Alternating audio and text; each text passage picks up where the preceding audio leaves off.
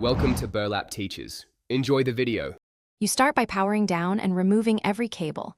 This prevents shorts and lost data. Once done, flip the MacBook over onto a soft mat and locate the 5 or 6 pentalobe screws along the hinge edge.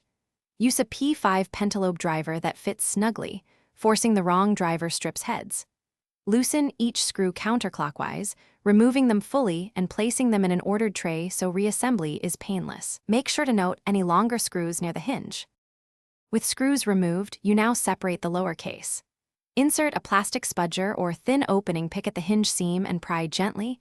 Keep pressure low and even to avoid bending the aluminum. Work outward along the long edges, releasing the internal clips one by one. If the case lifts unevenly, stop and reevaluate. An overlooked screw or a stuck clip is usually the cause. Once clips release, ease the plate free toward the front to avoid catching internal cables.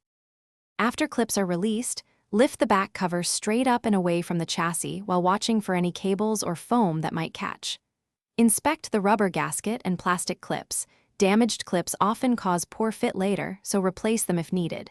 If the cover seems stuck, don't pry harder. Partially reinsert 1 or 2 screws to realign the plate, then loosen and try lifting again. Finally, keep screws organized by length and condition to ensure correct reassembly. Thanks for watching. Consider subscribing if this video helped you.